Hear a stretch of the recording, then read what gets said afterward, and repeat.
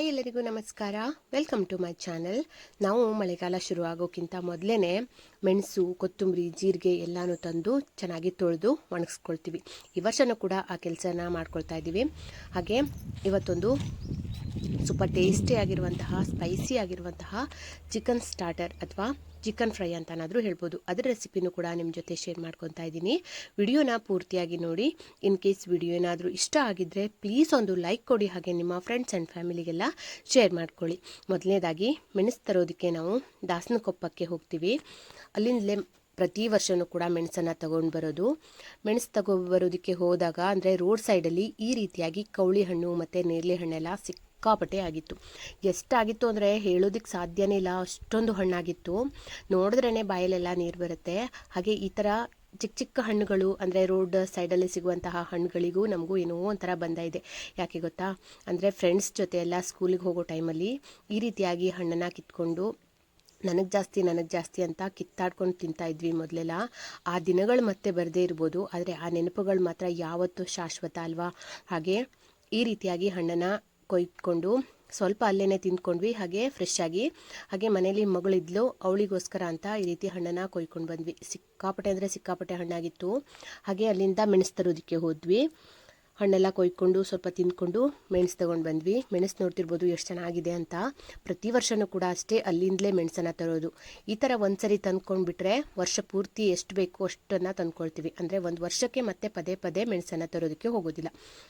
ಅದಕ್ಕಾಗಿಯೇ ಸ್ವಲ್ಪ ಸ್ಪೆಷಲ್ ಆಗಿರುವಂತಹ ಹಾಗೆ ಸ್ವಲ್ಪ ಚೆನ್ನಾಗಿರುವಂತಹ ಮೆಣಸನ್ನು ಆರಿಸ್ಕೊಂಡು ತೊಗೊಂಡು ಬರ್ತೀವಿ. ಮೆಣಸನ್ನು ತಂದಾದಮೇಲೆ ಈ ರೀತಿ ತೊಟ್ಟನ್ನೆಲ್ಲ ತೆಗೆದು ಕ್ಲೀನ್ ಮಾಡ್ಕೊಳ್ತೀವಿ. ಮೊದಲು ಈ ಥರ ಕ್ಲೀನ್ ಮಾಡ್ಕೊಂಡಾದಮೇಲೆ ಅದರಲ್ಲಿ ಹಾಳೆ ಮೆಣಸೆಲ್ಲ ಇರುತ್ತಲ್ವ, ಅದನ್ನೆಲ್ಲ ಸಪ್ರೇಟ್ ಮಾಡ್ಕೊಳ್ತೀವಿ. ಹಾಳು ಮತ್ತು ಈ ಥರ ಕಟ್ಟಾಗಿರುವಂತಹದ್ದು, ಈ ಥರದ್ದೆಲ್ಲ ಸಪ್ರೇಟಾಗಿ ಮಾಡಿ ಇಟ್ಕೊಳ್ತೀವಿ. ನೋಡಿ, ಇದು ಸಿಪ್ಪೆ ಇಷ್ಟ ಆಗಿದೆ, ಅಂದರೆ ಮೆಣಸಿನ ತೊಟ್ಟು. ಈ ಥರ ಹಾಳು ಮೆಣಸನ್ನೆಲ್ಲ ಸೈಡಿಗೆ ಹಾಕ್ಕೊಳ್ತೀವಿ. ಸೀಡ್ಸ್ನು ಇಟ್ಕೊಳ್ತೀವಿ, ಅಂದರೆ ಬೀಜ ಇರುತ್ತಲ್ಲ ಅದನ್ನು ಕೂಡ ಸಪ್ರೇಟ್ ಮಾಡಿ ಇಟ್ಕೊಳ್ತೀವಿ. ಅದನ್ನು ಮೆಣಸಿನ ಪುಡಿ ಮಾಡ್ಕೊಳ್ತೀವಲ್ಲ ಅದಕ್ಕೆ ಹಾಕೋದಕ್ಕೆ ಚೆನ್ನಾಗಾಗತ್ತೆ ಅಂತ ಅದನ್ನು ಕೂಡ ಇಟ್ಕೊಳ್ತೀವಿ. ಈ ರೀತಿಯಾಗಿ ಒಂದು ದೊಡ್ಡದಾಗಿರುವಂತಹ ಬಕೆಟ್ ಥರ ತಗೊಳ್ತೀವಿ. ಮೆಣಸನ್ನು ಈ ರೀತಿಯಾಗಿ ಹಾಕಿ ಒಂದು 2-3 ಸರಿ ತೊಳ್ಕೊಳ್ಬೇಕು.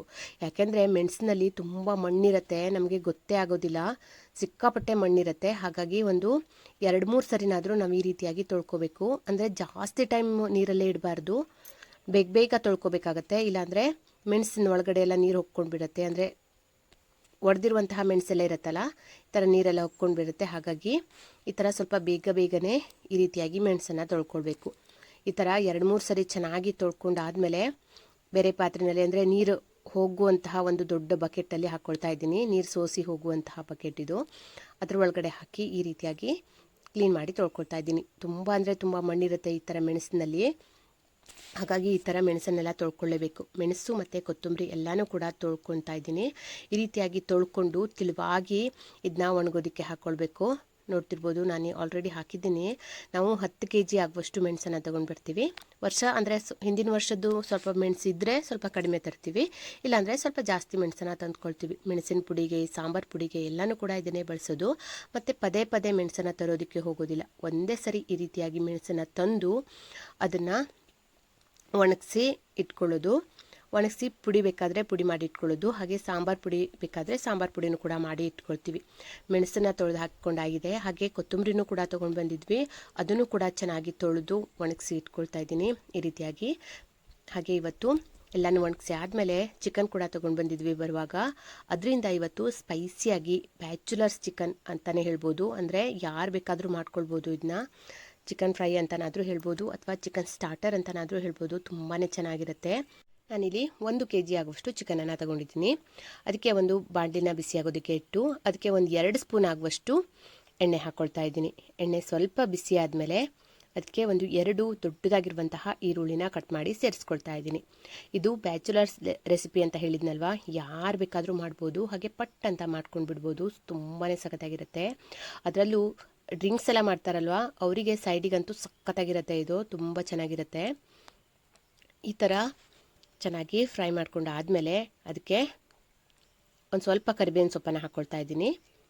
ಕರಿಬೇವಿನ ಸೊಪ್ಪನ್ನು ಸ್ವಲ್ಪ ಜಾಸ್ತಿನೂ ಕೂಡ ಹಾಕ್ಕೊಳ್ಬೋದು, ಘಮ ತುಂಬ ಚೆನ್ನಾಗಿ ಬರುತ್ತೆ. ಈಗ ಚೆನ್ನಾಗಿ ತೊಳೆದಿಟ್ಕೊಂಡಿರುವಂತಹ ಚಿಕನನ್ನು ಹಾಕ್ಕೊಳ್ತಾ ಇದ್ದೀನಿ.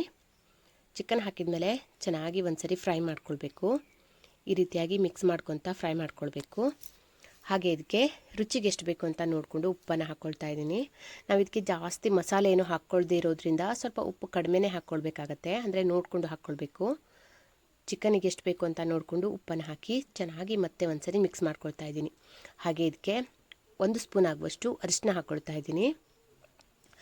ಚಿಕನ್ಗೆ ಉಪ್ಪು ಮತ್ತು ಅರಿಶಿನ ಹಾಕಿ ಬೇಯಿಸ್ಕೊಳ್ಳೋದ್ರಿಂದ ಬೇಗ ಬೇಯುತ್ತೆ. ಹಾಗಾಗಿ ಈ ರೀತಿಯಾಗಿ ಅರಿಶಿನ ಹಾಕ್ಕೊಳ್ತಾ ಇದ್ದೀನಿ. ಹಾಗೆ ಇದಕ್ಕೆ 1 ಟೀ ಸ್ಪೂನ್ ಆಗುವಷ್ಟು ಜಿಂಜರ್ ಗಾರ್ಲಿಕ್ ಪೇಸ್ಟನ್ನು ಹಾಕ್ಕೊಳ್ತಾ ಇದ್ದೀನಿ. ಪೇಸ್ಟ್ ಹಾಕಿದ್ಮೇಲೆ ಮತ್ತೆ ಒಂದ್ಸರಿ ಚೆನ್ನಾಗಿ ಮಿಕ್ಸ್ ಮಾಡಿಕೊಂಡು ಇದನ್ನ ಬೇಯಿಸ್ಕೊಳ್ಬೇಕು. ಒಂದು ಲಿಡ್ಡನ್ನು ಕ್ಲೋಸ್ ಮಾಡಿ ಬೇಯಿಸ್ಕೊಳ್ತಾ ಇದ್ದೀನಿ. ಅಷ್ಟರಲ್ಲಿ ಇದಕ್ಕೆ ಒಂದು ಸಣ್ಣದಾಗಿರುವಂತಹ ಮಸಾಲೆ ರೆಡಿ ಮಾಡ್ಕೊಳ್ಳೋಣ. ಒಂದು ಕುಟ್ಟಾಣಿ ತೊಗೊಂಡಿದ್ದೀನಿ. ಕುಟ್ಟಾಣಿಗೆ ನಾನಿಲ್ಲಿ ಖಾರಕ್ಕೆ ಎಷ್ಟು ಬೇಕು ಅಂತ ನೋಡಿಕೊಂಡು ಹಸಿಮೆಣಸನ್ನು ತೊಗೋಬೇಕಾಗತ್ತೆ. ನಾನಿಲ್ಲಿ ಒಂದು 6 ಹಸಿಮೆಣಸನ್ನು ತೊಗೊಂಡಿದ್ದೀನಿ. ಇದು ಸ್ವಲ್ಪ ಖಾರವಾಗಿರುವಂತಹ ಹಸಿಮೆಣಸು. ಹಾಗೆ ಒಂದು ಅರ್ಧ ಟೀ ಸ್ಪೂನ್ ಆಗುವಷ್ಟು ಜೀರಿಗೆನ ತೊಗೊಂಡಿದ್ದೀನಿ. ಹಾಗೆ 1 ಟೀ ಸ್ಪೂನ್ ಆಗುವಷ್ಟು ಕಪ್ಪು ಕಾಳು ಮೆಣಸನ್ನು ತೊಗೊಂಡಿದ್ದೀನಿ.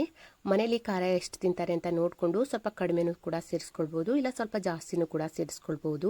ಈ ಥರ ಹಾಕಿ ಚೆನ್ನಾಗಿ ಕುಟ್ಕೋಬೇಕು.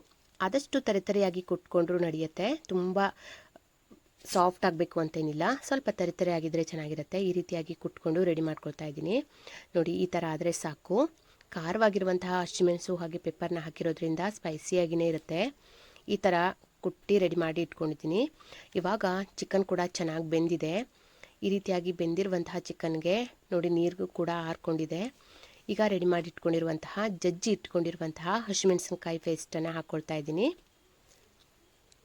2 ಸ್ಪೂನ್ ಆಗಿದೆ. 2 ಸ್ಪೂನನ್ನು ಕೂಡ ಪೂರ್ತಿಯಾಗಿ ಹಾಕ್ಕೊಳ್ತಾ ಇದ್ದೀನಿ.